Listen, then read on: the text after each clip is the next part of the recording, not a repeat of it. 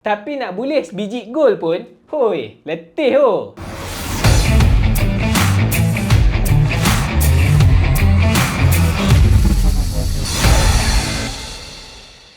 Second leg Piala Malaysia untuk round of 16. First, kita boleh tengok ada satu rekod baru yang tercatat dalam sejarah Piala Malaysia untuk tahun ni. Second, ada satu pasukan underdog yang buat kejutan dalam round of 16 ni. So, jom kita tengok apa yang menarik dalam game second leg round of 16 Piala Malaysia untuk tahun ni. First game, kita tengok pasukan yang buat rekod untuk tahun ni. Kedua-dua pertandingan piala utama dalam Malaysia ni, mereka balik awal. Antara pasukan Kedah dengan pasukan Perak. Kalau nak diikutkan dalam game ni, daripada first leg hari tu lagi, Kedah dah kena kejutan kan dengan pasukan Perak ni. Dan dalam game ni, sebenarnya boleh kata misi wajib menang lah untuk pasukan Kedah. Kalau kata mereka nak teruskan perjalanan dalam Piala Malaysia untuk tahun ni. Dan bukan setakat menang je tau. Mereka kena menang 3-0 dan tak boleh bagi Perak skor langsung untuk overcome result first leg hari tu. Dan disebabkan tu, kita boleh nampak lah dalam game ni, memang Kedah yang pegang ball possession tu daripada awal sampai habis game. Perak lebih banyak bertahan lah dalam game ni. Walaupun sekali-sekala kita nampak ada attacking yang mereka cuba buat. Dan kalau nak diikutkan, Perak dah hampir-hampir dah nak bagi surprise lagi sekali dekat pasukan Kedah ni. Awal-awal game je, mereka dah boleh skor lagi sebiji.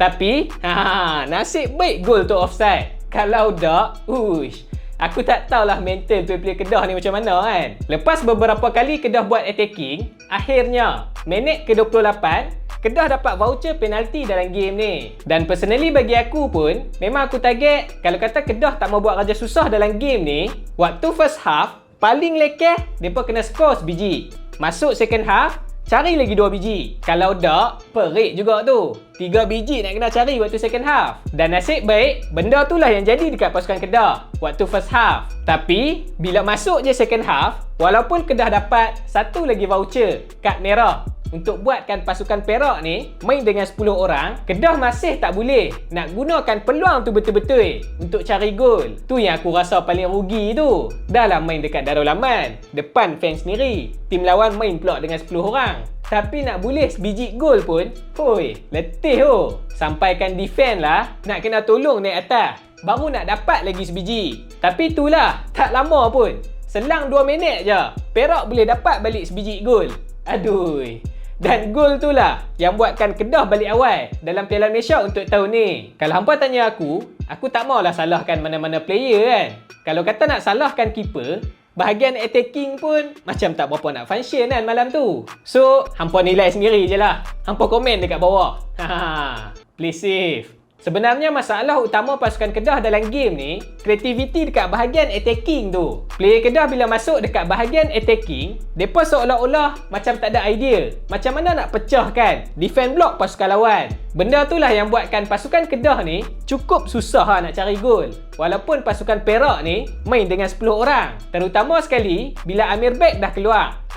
Yang tu paling ketara lah kita boleh nampak. Dalam masa yang sama, kredit juga dekat player-player Perak. Walaupun mereka main dengan 10 orang, tapi disiplin mereka dalam defending tu lah yang buatkan pasukan Kedah ni hilang idea untuk buat gol. Sampaikan aku rasa dah macam Hidalgo seorang je yang tinggal dekat bahagian attacking tu kan. Full time, walaupun Kedah menang dalam game ni 2-1, tapi secara aggregate, Kedah kalah 4-3 dengan pasukan Perak. Striker Perak Opasio tu, memang perform lah. Tu kalau kata tak jaga elok-elok season ni tu, silap-silap season depan boleh hilang tu. Second match yang aku rasa terpanggil untuk cover sikit lah. Tak banyak pun tak apa, dapat sikit pun dah cukup. Match yang buat rekod baru dalam Piala Malaysia untuk tahun ni, antara pasukan JDT dengan pasukan Kelantan. Kalau tahun lepas, BRM FC yang jadi mangsa kena bantai dengan JDT sampai 10-0. Tapi bagi aku benda tu, dia taklah malu sangat.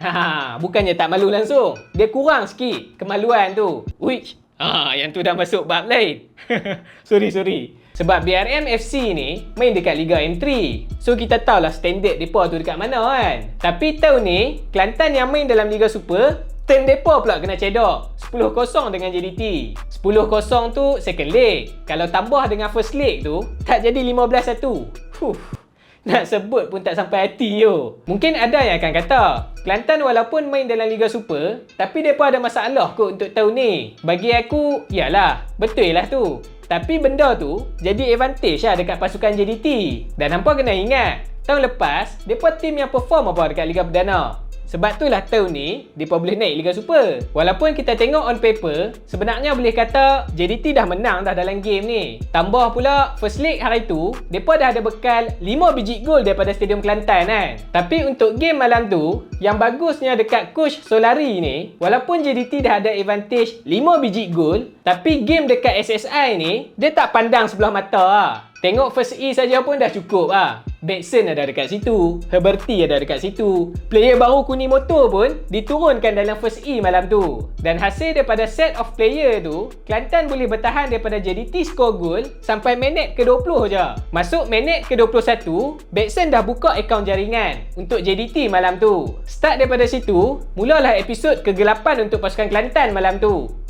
Dah start mula pula kan. Lepas satu JDT boleh skor malam tu. Kunimoto yang first debut dia malam tu pun boleh skor 2 biji. Kualiti dia tu memang kita boleh nampak lah dalam game ni. Tu pun tak full gear lagi tu. First half saja JDT dah skor 4 biji. Masuk second half, mereka tambah lagi 6 biji. Memang berpesta lah JDT malam tu. Sampai kan ada satu momen tu, aku tak ingat lah gol ke berapa. Herberty dengan Backson ni dah macam tak mau skor dah. Tapi last sekali, player JDT 2 yang skor. Masalah pasukan Kelantan ni sebenarnya dekat bahagian defend tu. Itulah punca utama yang mereka boleh kena bantai sampai 10-0. Pedih pasukan Kelantan ni. Dah 2 game berturut-turut dah jadi tim belasahan. Game lepas kena dengan Terengganu 8-0. Main game ni kena 10-0 dengan JDT. Memang speechless lah. Tapi satu benda yang aku rasa kita kena bagi kredit lah dekat player-player muda pasukan Kelantan ni. Mereka tak ada masalah untuk main dengan open play. Walaupun mereka tahu mereka lawan dengan pasukan yang terbaik dalam Malaysia ni. Tak ada mereka nak parking bus teruk-teruk kan. Sebab aku rasa mereka pun dah sedar dah. Nothing to lose kot dalam game ni. Dan kekalahan 10-0 ni sebenarnya boleh kata pendedahan yang terbaik lah untuk player-player muda Kelantan ni. Walaupun sebenarnya pedih sikit lah. Full time JDT menang 10-0 untuk second leg ni. Dan secara aggregate mereka menang 15-1 dengan pasukan Kelantan. Dan fun fact kalau hampa nak tahu, JDT dah jaringkan 100 gol dalam Liga Malaysia untuk tahun ni.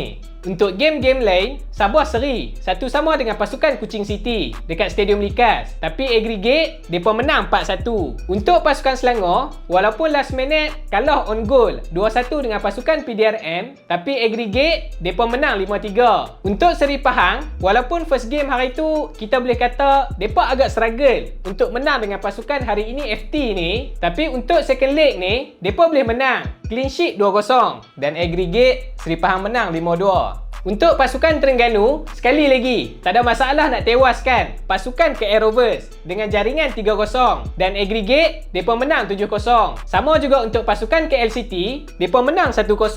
Dan secara aggregate, mereka menang 5-0 dengan pasukan Penang. Dan yang terakhir, Negeri Sembilan berjaya untuk tundukkan Kelantan United 4-2. Walaupun awal-awal game nampak macam boleh pi Kelantan United ni kan. Tapi Negeri Sembilan tak bagi muka. Terus mereka skor lagi 4 biji untuk jadikan aggregate 5-2 dengan pasukan Kelantan United. Untuk match quarter final, JDT akan bertemu dengan Negeri Sembilan, Perak akan bertemu dengan Sabah, Selangor akan berjumpa dengan Terengganu dan Seri Pahang akan bertemu dengan KL City. Top scorer Piala Malaysia setakat ni Backson dengan 4 biji gol. Tapi ada 3 orang player lagi yang dah skor 3 biji. Herberty, Kipre dengan Ivan Mahmud. So bagi anda yang menonton ni, apakah komen anda untuk game Piala Malaysia ni? Jangan lupa tinggalkan kat bawah. Jadi itu saja video untuk kali ni. Jangan lupa untuk subscribe channel ni dan kita jumpa lagi pada video yang akan datang. Nampak gaya tu, final kita dah boleh tahu dah satu team tu siapa kan. Kedah ni aku rasa fokus Liga Super je lah. Mana tahu boleh pergi Asia kan. Itulah, buat apa nak main piala ni? Buat penat badan je.